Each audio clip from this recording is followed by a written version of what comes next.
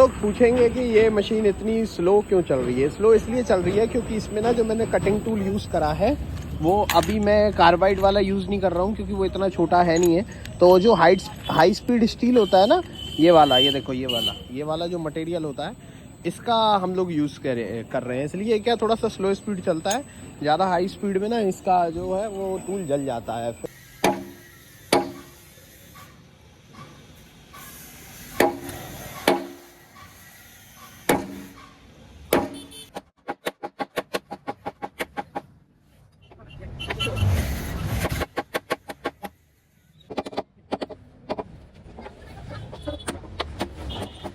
तब है ना कि जब जो बुश है वो या तो लिक्विड नाइट्रोजन से श्रिंक करके फिट हो या फिर घन या हथौड़े से ठोक के फिट हो।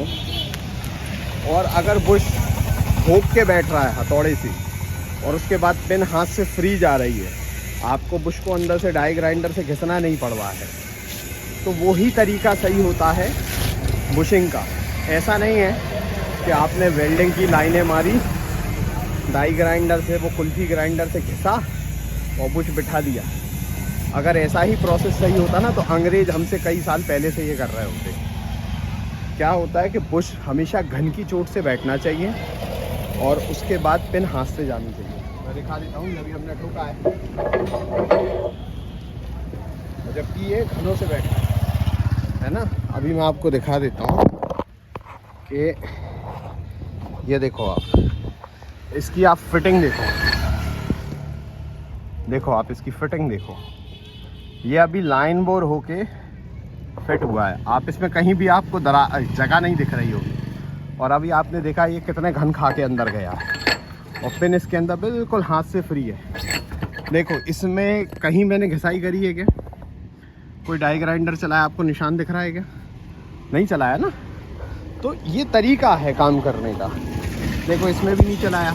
ये इसकी ब्लैकनिंग जो है, पॉलिश बिल्कुल वैसी की वैसे ही है जो नाइट राइडिंग हुई है इस पर, है ना। तो बिल्कुल इस तरीके से काम आप करो, है ना, तो यही बुशिंग चलेगी। वो वेल्डिंग के टुच मार मूर के कर देते हैं। जो सही तरीका है काम करने का वो यही है। लाखों रुपए की मशीनें होती हैं ये, और इसमें 1000-2000 रुपये ज़्यादा लगना मेरे हिसाब से तो कोई मायने नहीं रखता है। मैं सस्ता काम करने से अच्छा काम ना करना पसंद करता हूँ कि मैं काम ना करूँ, क्योंकि उसमें मेरी रेपुटेशन ख़राब होती है। घर घर जाके झोला लेके जो काम कर रहे हैं वो उनकी मजबूरी होगी, है ना। मैं भी ऐसा पहले साइटों पे काम करता था, पर मेरे को नहीं वो चीज़ पसंद आई, क्योंकि मैं उस तरीके का काम नहीं दे पा रहा था लोगों को।